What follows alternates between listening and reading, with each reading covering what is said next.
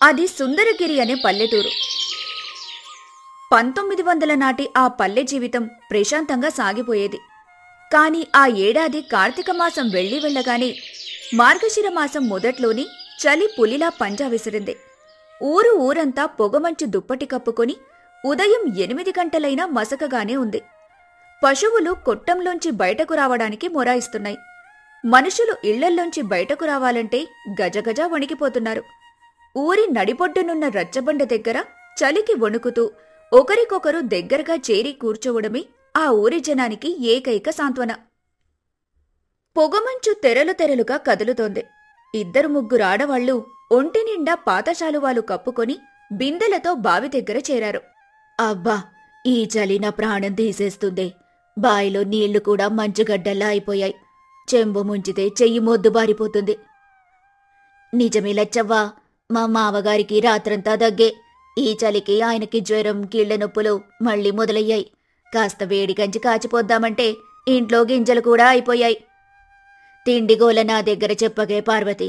మా ఇంట్లో ఆయన నిన్న పొలానికి పోయి ఏదైనా పని చేద్దామంటే ఈ మంచులో చేతులు కదలక వెనక్కొచ్చేశారు.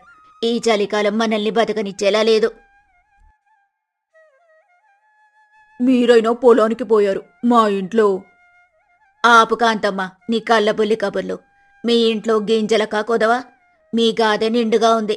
మీ ఆయన సోమయ్య ఈ ఊరి ధాన్యమంతా కొని తన గాదెలో వేసుకున్నాడు. ఉందిలొచ్చవ్వా, కాని అది మన కోసం కాదట. మీకోసం కాకపోతే ఇంకెవరి కోసం? పట్నం తీసుకుపోయి అమ్ముకుంటాడా ఏంటి?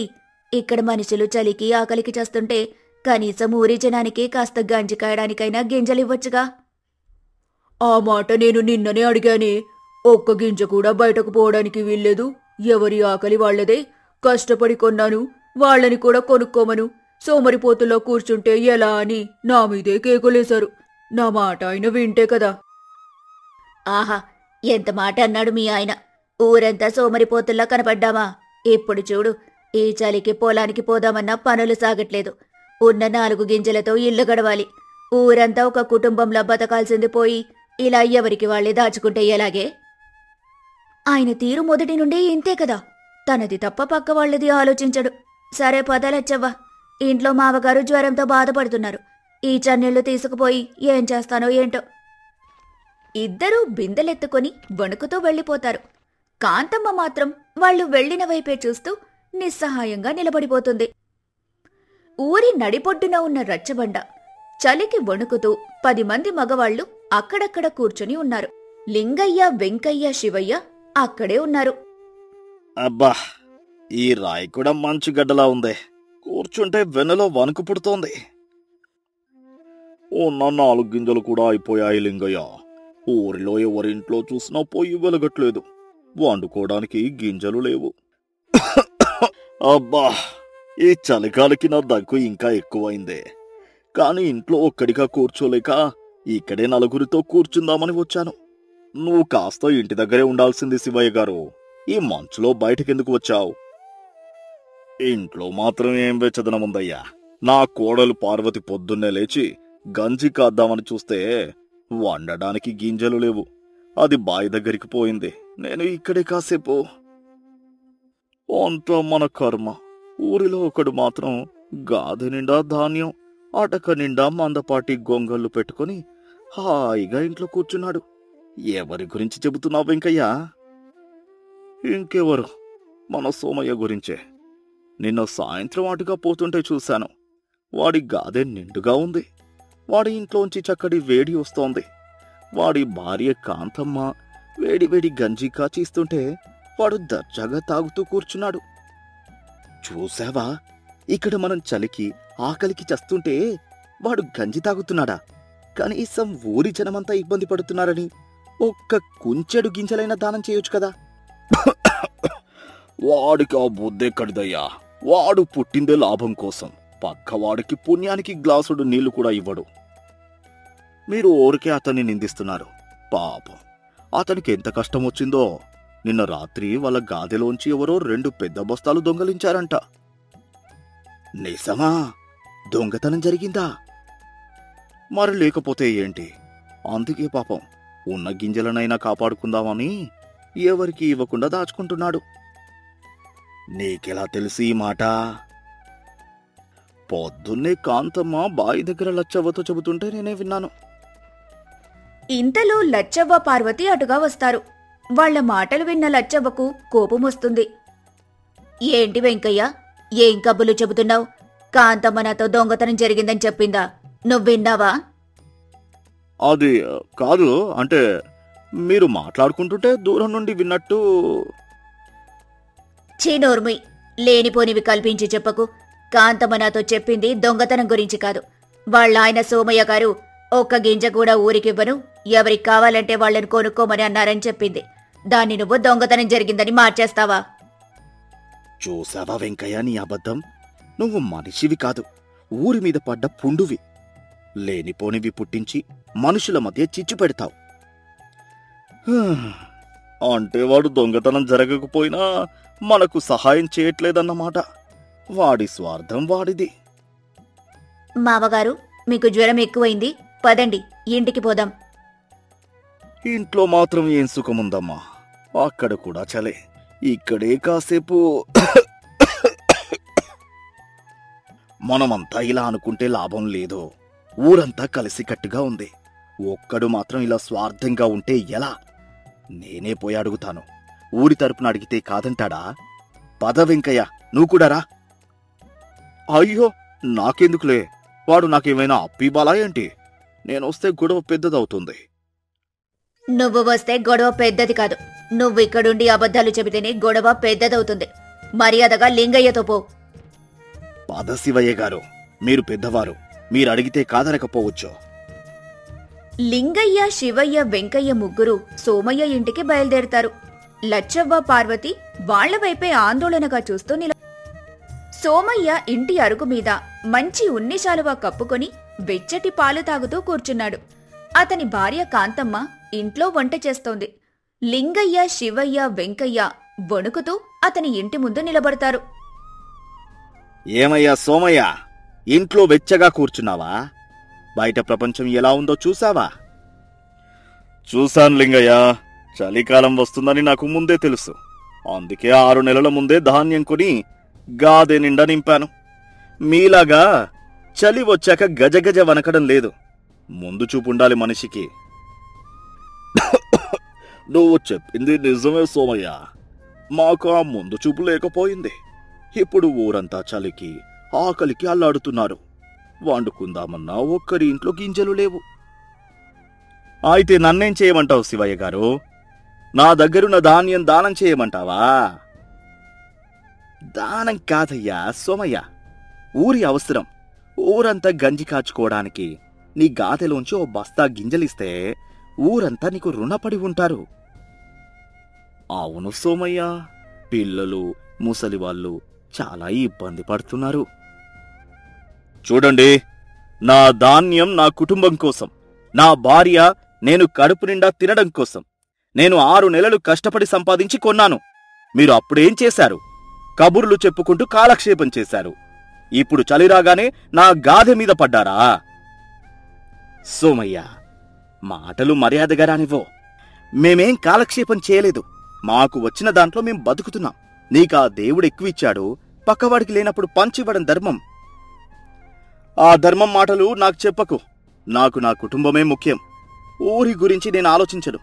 ఒక్క గింజ కూడా నా గాదెలోంచి బయటకు పోదు. మీకు కావాలంటే పట్నం పోయి కొనుక్కోండి. నా మాట విను సోమయ్య. నేను ముసలివాడిని. ఈ చలికి జ్వరానికి తట్టుకోలేకపోతున్నాను. నా కోడలు పార్వతి పాపం, కనీసం నాలాంటి ముసలివాళ్ల కోసమైనా కాస్త గంజి కాయడానికి గింజలివ్వు, లేదా కప్పుకోవడానికి ఓ పాత గొంగలి ఇవ్వు. నువ్వు ముసలివాడివైతే నాకేంటి? నీ కోడలు చూసుకోవాలి, లేదంటే నీ కొడుకు చూసుకోవాలి. నాకేం సంబంధం? నా గింజలిస్తే రేపు నా కుటుంబం పస్తులుండాలి. నా గొంగలిస్తే నాకు చలిపెడుతుంది. ఎవరి స్వార్థం వాళ్ళది. దయచేసి వెళ్ళండి. నా సమయం వృధా చేయకండి. సోమయ్య తలుపులు దబీమని వేసుకుని లోపలికి వెళ్లిపోతాడు. లింగయ్య కోపంతో రగిలిపోతాడు. శివయ్య ఆ అవమానానికి చలికి తట్టుకోలేక అక్కడే ఉన్న అరుగు మీద కూలబడిపోతాడు. వెంకయ్య జారుకోవడానికి ప్రయత్నిస్తాడు. ఎక్కడికి పోతావ్? నువ్వు చేసిన నిర్వాహకం చూసావా? నువ్వు మొదట అబద్ధం చెప్పకుండా ఉంటే మేమే ఏదో ఒకటి సర్దుబాటు చేసుకునేవాళ్ళం. నేనేం చేశాను? వాడే కదా స్వార్థపరుడు. వాడు స్వార్థపరుడని మనకు తెలుసు, కాని నువ్వు అబద్ధాలు చెప్పి గొడవలు పెంచుతావు. సరే, ముందు శివయ్య గారిని లేపు. పాపం ఆయన ముఖం పాలిపోయింది. లింగయ్య వెంకయ్య ఇద్దరూ కలిసి శివయ్యను పట్టుకుని నెమ్మదిగా రచ్చబండ దగ్గరికి తీసుకొస్తారు. అప్పటికే అక్కడ లచ్చవ్వ, పార్వతి మరికొందరు చేరి ఉన్నారు. శివయ్య పరిస్థితి చూసి పార్వతి ఏడవటం మొదలు పెడుతుంది. అయ్యో మావగారు, ఏమైంది? ఎందుకిలా ఉన్నారు? ఏమి లేదమ్మా, ఆ సోమయ్య అన్న మాటలకు చలికి తట్టుకోలేకపోయాడు. ఆ పాపాత్ముడు ఏమన్నాడు? గింజలివ్వనన్నాడా? వాడిని చెప్పుతో కొట్టాలి. వాడి ఇంట్లో నిప్పు పెట్టాలి. ఆవేశపడకు లచ్చవ్వా, మనం ఏం చేసినా అది మనల్నే చుట్టుకుంటుంది. ఇంతలో శివయ్య గట్టిగా వణకడం మొదలుపెట్టి స్పృహ తప్పి పడిపోతాడు. మామగారు, మామగారు, కళ్ళు తెరవండి. అయ్యో, ఏం జరిగిందండి? అయ్యో, ఒళ్ళు మంచుగడ్డలా అయిపోయిందే. లింగయ్య, తొందరగా ఏదొకటి చెయ్యి. కనీసం వేడి గంజి పోసి దుప్పటి కప్పితే తప్ప ఇతను బతకడు. మన దగ్గర ఏమీ లేదు. ఏం చేయాలో పాలుపోవట్లేదు. వెంకయ్య, పరిగెత్తు. ఎవరి ఇంట్లోనైనా కాస్త గంజి ఉందేమో, లేదంటే ఓ పాత దుప్పటి ఉందేమో తీసుకురా. అందరి ఇళ్లలో కుండలు ఖాళీగా ఉన్నాయి లింగయ్య. ఈ చలికి ఎవరూ బయటకు రావట్లేదు. అయ్యో నా దేవుడా, కళ్ల ముందే ఒక ప్రాణం పోతుంటే ఏం చేయలేకపోతున్నావా? ఆ సోమయ్యకు ఈ పాపం తగలకుండా పోదు. ఈ గొడవంతా సోమయ్య ఇంట్లో ఉన్న కాంతమ్మ కిటికీలోంచి చూస్తోంది. ఆమె గుండె తరుక్కుపోతుంది. లోపల సోమయ్య హాయిగా నిద్రపోతున్నాడు. అయ్యో, నా వల్ల ఎంత పాపం జరుగుతోంది. శివయ్య గారు నా తండ్రి లాంటివారు. ఆయన ప్రాణం పోతుంటే నా భర్త ఇలా నిద్రపోతున్నాడా? ఈ ధాన్యం, ఈ దుప్పట్లు మనిషి ప్రాణం కంటే ఎక్కువ. నేనూరుకుంటే ఆ దేవుడు కూడా నన్ను క్షమించడు. ఇక కాంతమ్మ ఒక నిర్ణయానికి వస్తుంది. చప్పుడు కాకుండా గాదె దగ్గరికి వెళ్తుంది. అక్కడున్న బస్తాల్లోంచి ఒక పెద్ద బియ్యం మూటను భుజాన వేసుకుంటుంది. ఇంట్లోకి వచ్చి తన పెళ్లికి పుట్టింటి నుండి తెచ్చుకున్న ఎప్పుడూ వాడని కొత్త గొంగళిని తీసుకుంటుంది. తలుపు చప్పుడు కాకుండా తీసి రచ్చబండ వైపు పరుగులాంటి నడకతో వెళ్తుంది. రచ్చబండ దగ్గర అందరూ శివయ్యను చుట్టుముట్టి తమ చేతులతో వేడి పుట్టించడానికి ప్రయత్నిస్తున్నారు. పార్వతి ఏడుపాపడం లేదు. ఆగండి, ఆగండి, దారివ్వండి. అందరూ ఆశ్చర్యంగా కాంతమ్మ వైపు చూస్తారు. ఆమె చేతిలో బియ్యం మూట, గొంగళి. కాంతమ్మ, నువ్వా? ముందు మాటలాపండి లచ్చవ్వ. తొందరగా ఈ బియ్యం తీసుకుని ఎవరింట్లోనైనా పొయ్యి వెలిగించి వేడివేడి గంజి కాచుకురా. పార్వతి, ఈ గొంగళి తీసుకుని మీ మావగారి కప్పు. ఇది చాలా వెచ్చగా ఉంటుంది. లింగయ్య ఆశ్చర్యం నుండి తేరుకొని లచ్చవ్వ, వెంకయ్యను గంజి కాయటానికి పంపించాడు. పార్వతి ఆ గొంగళిని శివయ్యకు కప్పింది. నువ్వు సాక్షాత్తు లక్ష్మీదేవివమ్మా. నీ మొగుడు రాక్షసుడైతే నువ్వు దేవతవి. కాసేపటికి లచ్చవ్వ వేడిగంజి తెస్తుంది. ఆ గొంగళి వెచ్చదనానికి లచ్చవ్వ తెచ్చిన వేడిగంజి తాగిన తర్వాత శివయ్య నెమ్మదిగా కదులుతాడు. దగ్గుతూ కళ్ళు తెరుస్తాడు. పార్వతి, మావగారు, మీకు స్పృహ వచ్చింది. భయం లేదు శివయ్య గారు. కాంతమ్మ గారు సమయానికి బియ్యం, గొంగలి తెచ్చారు. మీ ప్రాణం నిలబడింది. సరిగ్గా అదే సమయానికి సోమయ్య నిద్రలేచి కోపంగా బయటికొస్తాడు. రచ్చబండ దగ్గర జనం గుమికూడి ఉండటం, శివయ్యకు తన కొత్త గొంగళి కప్పి ఉండటం, పక్కన్నే తన గాదలోంచి తెచ్చిన బియ్యం మూట ఉండటం చూసి అతని కళ్ళు ఎర్రబడతాయి. దొంగల్లారా, నా బియ్యం దొంగలించి ఇక్కడ గంజి కాచుకు తాగుతున్నారా? నా కొత్త గొంగలి కూడా. దాన్ని ముట్టుకోవడానికి ఎంత ధైర్యం మీకు? అందరూ నిశ్శబ్దంగా సోమయ్య వైపు చూస్తారు.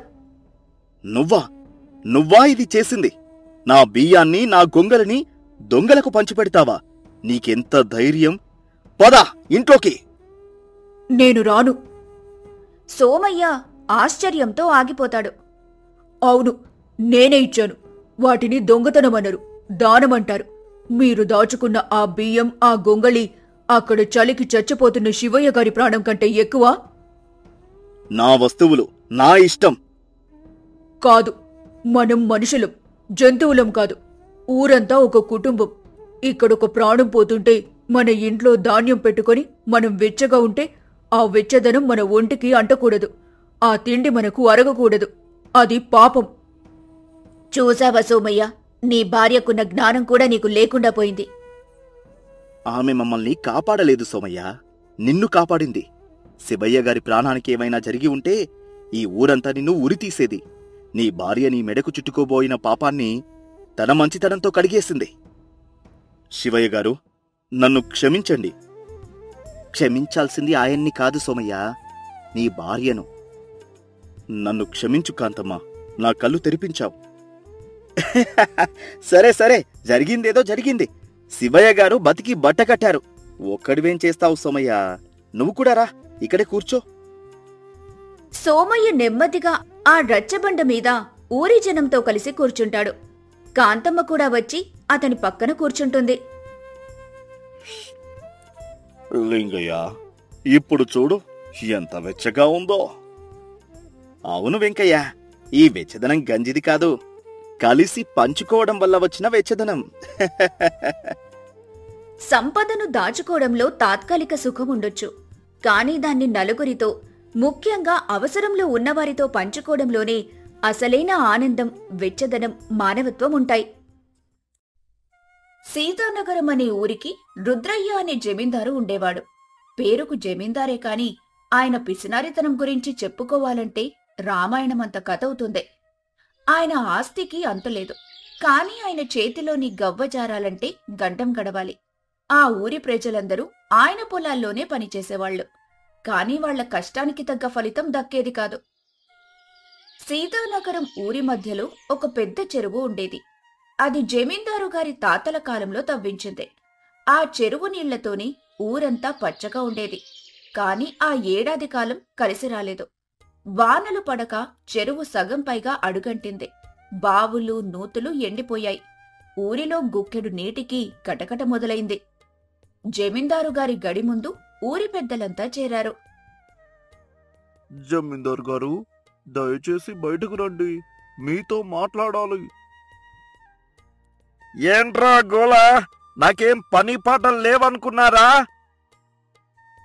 అది కాదండి బాబు, ఊర్లో తాగడానికి నీళ్లు లేక జనం అల్లాడిపోతున్నారు. మీ చెరువులో ఇంకా నీళ్లున్నాయి, కాస్త దయచూపి మా పొలాలకు కాకపోయినా కనీసం తాగడానికైనా ఆ నీళ్లు వాడుకొనివ్వండి. ఏంట్రా నువ్వు చెప్పేది? ఆ చెరువు నాది, అందులోని నీళ్లు నావే. మీకు నీళ్లు కావాలంటే ఆకాశం వైపు చూడండి, నా చెరువు వైపు కాదు. అయ్యో, అంత మాట అనకండి బాబా, మేమంతా మీ వాళ్ళమే కదా. మేం బాగుంటేనే కదా మీరు బాగుండేది.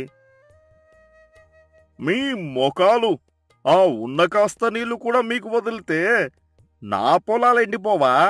నా కొబ్బరి చెట్లకు నీళ్ళెవరు పోస్తారు? నన్ను అడుక్కు తినమంటారా? మీ పొలాలకు పోగా మిగిలిన నీళ్ళైనా చొక్క నీరు కూడా ముట్టడానికి వీల్లేదు. నా అనుమతి లేకుండా చెరువు గట్టు మీద కాలు పెట్టినా కాళ్ళు విరగ్గొట్టేస్తాను. వెళ్ళండి ఇక్కడి నుండి. జమీందారు కఠినంగా చెప్పి లోపలికి వెళ్లిపోయాడు. ప్రజలందరూ నిరాశతో వెనుతిరిగారు. ఆ గుంపులోనే కంఠమనే ఒక చురుకైన యువకుడు కూడా ఉన్నాడు. వాళ్ల నిస్సహాయతను చూసి అతని రక్తం మరిగిపోయింది. ఛ! ఎంత అన్యాయం! ప్రజలు దాహంతో చస్తుంటే కళ్ళ ముందు నీళ్లు పెట్టుకొని ఇవ్వడానికి మనసు రావడం లేదా? ఈ జమీందారు పిసినారితనానికి ఒక ముగింపు పలకాలి. బలంతో కాదు, తెలివితో ఇవన్నీ దారికి తేవాలి. ఆ రోజు రాత్రి కంఠం తన స్నేహితుడు రంగడిని కలిశాడు. జమీందారుకు ఎలా బుద్ధి చెప్పాలా అని ఇద్దరూ తీవ్రంగా ఆలోచిస్తున్నారు. ఏం చేద్దాంరా కంఠం? ఆ జమీందారు మన మాట వినే రకం కాదు. మనం దౌర్జన్యం చేస్తే తన సైనికులతో మనల్ని తొక్కించేస్తాడు. దౌర్జన్యం ఎందుకురా? ఆయన బలమేమిటో బలహీనతేమిటో మనకు తెలుసు. దాన్ని వాడుకోవాలి. ఆయన బలహీనత డబ్బు మీద ఆశ తప్ప ఆయనకి ఇంకే బలహీనత ఉంది? ఉందిరా. డబ్బు మీద ఆశ ఎంత ఉందో తన పరువు, గొప్పతనం మీద ఆయనకు అంతకంటే ఎక్కువ పిచ్చి. ఈ సీమలోనే నా అంత గొప్ప జమీందారు లేడు అని ఆయన ఎప్పుడు అనుకుంటూ ఉంటాడు. ముఖ్యంగా తన తాతలు తవ్వించిన ఆ చెరువు అంటే ఆయనకు ప్రాణం కంటే ఎక్కువ. అవును, నా చెరువులో నీళ్లు బంగారంతో సమానం అని ఎప్పుడూ అంటుంటాడు. సరిగ్గా అదే, మనం ఆయన పిసినారితనాన్ని, ఆయనకున్న గర్వాన్ని రెండింటినీ దెబ్బతీయాలి. ఆయనకు తెలియకుండానే ఆయనంతటా ఆయనే చెరువు తలుపులు తెరిచేలా చేయాలి. అదెలా సాధ్యంరా? నాకొక ఆలోచన వచ్చింది. మనం ఊరిలో కొత్త పుకారు పుట్టించాలి. పుకారా? ఎలాంటిది? ఈ మధ్య మన ఊరికి ఒక గొప్ప సిద్ధయ్య వచ్చాడని, ఆయనకు భవిష్యత్తు చెప్పే శక్తులున్నాయని మనం ప్రచారం చేయాలి. సరే, ఆ తర్వాత? ఆ సిద్ధయ్య ఈ ఏడాది గంగమ్మ తల్లికి కోపం వచ్చింది, ఎవరైతే తమ దగ్గర ఉన్న నీటిని పంచిపెట్టకుండా దాచుకుంటారో వాళ్ళ చెరువులు, బావులు వచ్చే ఏడు పూర్తిగా ఎండిపోతాయి. అదే ఎవరైతే తమ నీటిని నలుగురితో పంచుకుంటారో వాళ్ళ చెరువులో ఊటలు పెరిగి రెట్టింపు నీళ్లు వస్తాయి అని చెప్పినట్లు మనం ఊరంతా నమ్మించాలి. భలే ఉపాయం రా ఇది. కాని జమీందారిలాంటివి నమ్ముతాడా? నమ్మేలా మనమే చేయాలి. ఈ నాటకంలో సిద్ధయ్య పాత్రను మనమే సృష్టించాలి. ఆ పాత్రను ఎవరు వేయాలో కూడా నాకు తెలుసు. వారి మాటలు ఆ రాత్రి చీకటిలో కలిసిపోయాయి. మరుసటి రోజు ఉదయానికి సీతానగరం గ్రామంలో ఒక కొత్త వార్త వ్యాపించటం మొదలైంది. మరుసటి రోజు ఊరి చివరున్న రావి చెట్టు కింద కాషాయ బట్టలు, పొడవాటి గడ్డంతో ఒక కొత్త సిద్ధయ్య ప్రత్యక్షమయ్యాడు. ఆయనే రంగడు. కంఠం పథకం ప్రకారం రంగడు తన పాత్రలో జీవించటం మొదలుపెట్టాడు. ఊరి జనం ఆయన చుట్టూ చేరారు. బాబోయ్, ఎంత తేజస్సుగా ఉన్నారో! మీరెవరు స్వామి? నేను కాలాతీతుడిని తల్లి. హిమాలయాల నుండి వస్తున్నాను. మా ఊరి గురించేమైనా చెప్పండి స్వామి. వానలు లేక అల్లాడిపోతున్నాం. గంగమ్మ తల్లికి ఆగ్రహం కట్టలు తెంచుకుంటోంది. దాచుకున్న సంపద కన్నా పంచిపెట్టని నీటి చుక్క మీదే ఆమెకు కోపం ఎక్కువగా ఉంది. అంటే ఏంటి స్వామి? ఎవరి చెరువులైతే దప్పికతో ఉన్న వారికి దాహం తీర్చవో ఆ చెరువులు వచ్చే ఏడాదికి ఎడారుల్లా మారిపోతాయి. ఏ చెరువులైతే తమ నీటిని పంచుతాయో అవి సముద్రాల్లా పొంగుతాయి. ఇది గంగమ్మ శాసనం. ఈ మాటలు ఆ నోటా ఈ నోటా పడి ఊరంతా పాకాయి. కొందరు నమ్మారు, కొందరు నమ్మలేదు. ఈ విషయం జమీందారు రుద్రయ్య చెవిన కూడా పడింది.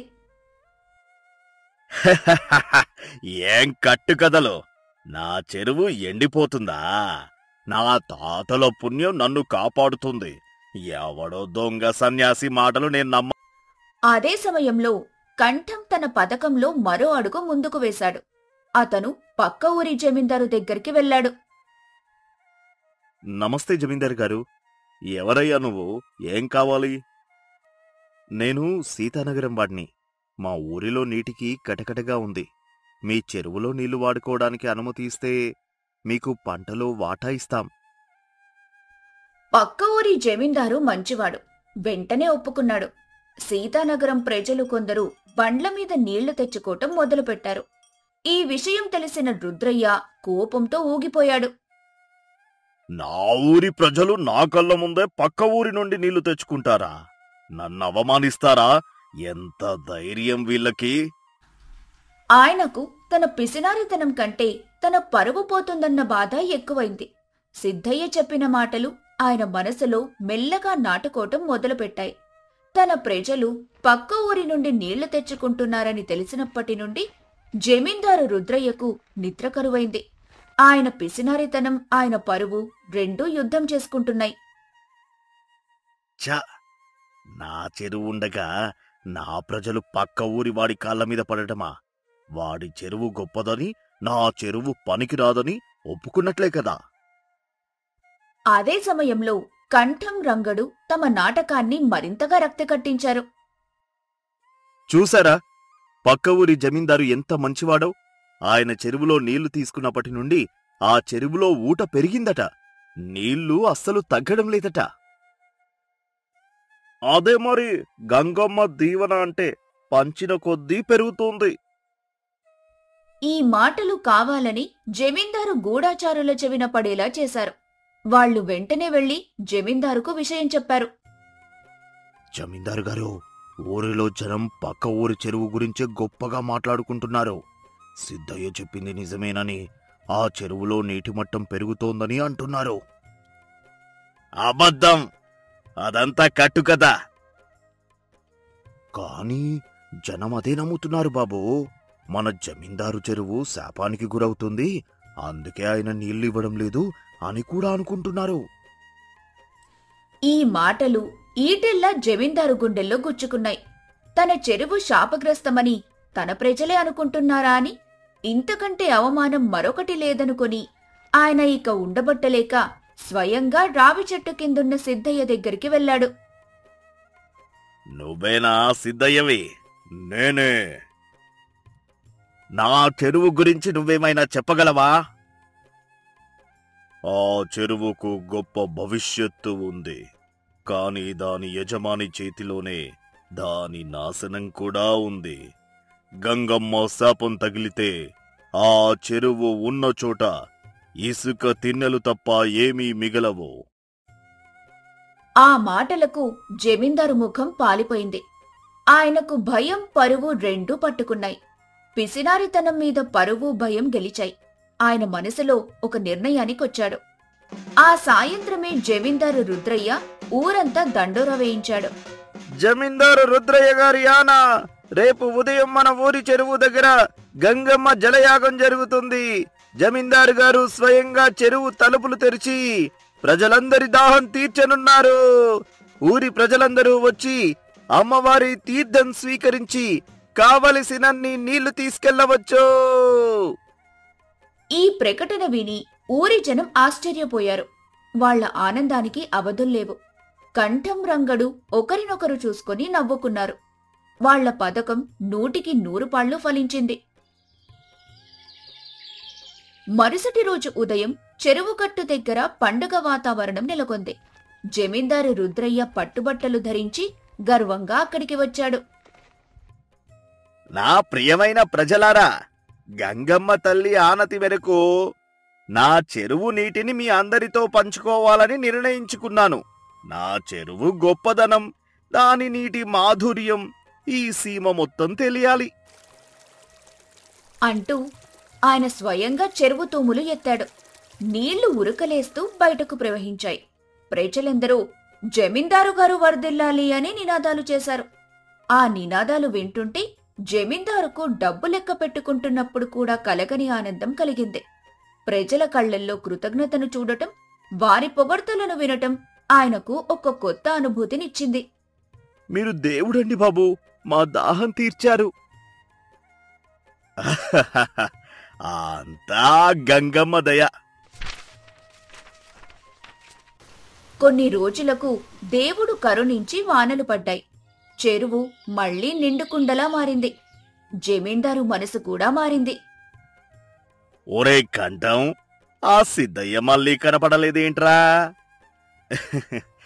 నిజమైన దేవుడు కనిపించాక దొంగ దేవుడితో పనేముంది జమీందారు గారు? జమీందారుకు అంతా అర్థమైంది. కాని ఏమీ అనలేదు. ఆ రోజు నుండి రుద్రయ్య పిసినారి జమీందారు కాదు, ప్రజల మనిషిగా మారాడు. దాచుకోవటంలో కాదు, పంచుకోవడంలోని నిజమైన గౌరవం, ఆనందమున్నాయని తెలుసుకున్నాడు. కథలోని నీతి. ఈ కథలో నీతేంటంటే, బలాన్ని బలంతో కాదు, తెలివితో జయించవచ్చు. మనిషి యొక్క బలహీనతలను సరిగ్గా అర్థం చేసుకుంటే వారిలోని చెడును కూడా మంచిగా మార్చొచ్చు. పంతం, పరువు కోసం మనిషి ఎంతటి పిసినారినైనా దాతగా మార్చగలవు.